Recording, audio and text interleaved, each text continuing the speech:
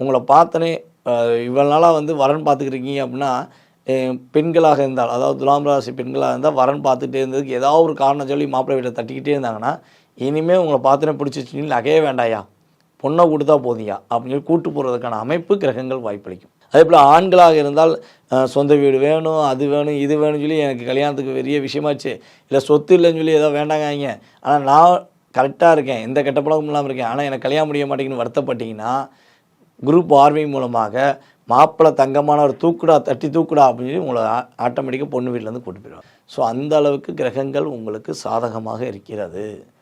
So பயன்படுத்திக்கோங்க. உங்களை விட வயது மூத்தவர்களிடம் மரியாதையாக பேசுங்க. அவங்க ஏதாவது கோபமாக பேசுனா அவங்கள்ட்ட கொஞ்சம் பொறுமையாக பேசுங்க. அவங்கள மதிக்க கற்றுக்கோங்க. ஸோ உங்களுடைய ஒவ்வொரு முயற்சியிலுமே வெற்றி கிடைக்க போகுது. உங்களுடைய ஒவ்வொரு செயல்பாடுகளுமே சிறப்படைய போகுது.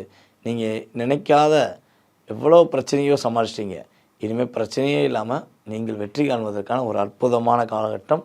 ஸோ இந்த காலகட்டங்களில் நீங்கள் என்ன வழிபாடு செஞ்சால் சிறப்பாக இருக்கும் அப்படின்னு சொல்லி பார்க்கும்போது, நரசிம்மர் வழிபாடு செய்வது மூலமாக, நரசிம்ம பெருமாளை நீங்கள் மனசார வழிபாடு செய்வது மூலமாக, அதுவும் வெள்ளிக்கிழமை நரசிம்மர் வழிபாடு செய்வது மூலமாக நீங்கள் நினச்ச அத்தனை விஷயங்களும் இறையருள் மூலமாக, நரசிம்மர் மூலமாக நீங்கள் முழுமையாக உங்களுக்கு கிடைக்கப்பெறும் என்பதை கூறிக்கொள்கிறேன்.